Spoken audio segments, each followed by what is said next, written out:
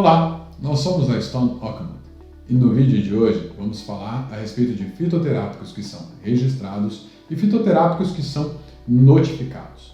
Primeiro de tudo, precisa se entender a diferença entre esses dois. Mas antes de eu entrar no mérito desse vídeo, é importante que você saiba que para fazer a regulação ou notificação ou registro de qualquer um dos seus fitoterápicos, a sua empresa, antes disso, precisa passar pelos passos de licença e autorização junto à Agência Nacional de Vigilância Sanitária.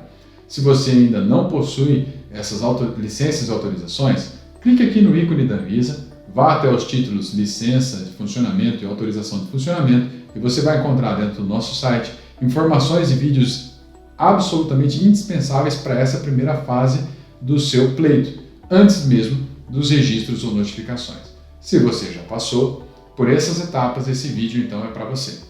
Uma vez que você tenha a sua licença, a sua autorização, você vai dar início ao seu projeto de registro.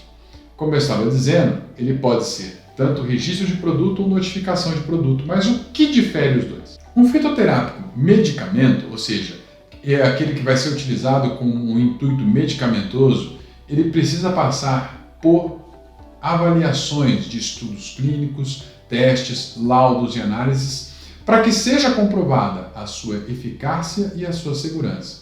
Lembrando que esses estudos clínicos, esses testes devem ser realizados em humanos. Tá? Vamos falar agora dos tradicionais. Os tradicionais são plantas que já foram consagradas. Existe até já uma resolução da Anvisa, uma RDC, que tem uma listagem dessas plantas que já estão aí pré-aprovadas, que já possuem a sua eficácia, a sua segurança comprovada, e você pode então, uma vez que o seu produto possui essas plantas, né, e sejam a matéria-prima, o ativo principal, vocês podem então entrar com um projeto de notificação desses produtos. É um projeto um pouco mais simples, continua sendo um processo de registro, continua sendo avaliado pela Anvisa, no entanto eles são um pouco mais simples de serem feitos, afinal de contas toda a parte de eficácia e segurança já foram comprovadas, então, ou seja, se trata de uma tecnologia consagrada. Então, entendendo essas diferenças, vamos agora falar a respeito então do processo regulatório. O processo regulatório vai passar pelos crivos básicos de avaliação, independente se ele é tradicional ou independente se ele vai entrar na categoria de medicamento, ou seja, de registro.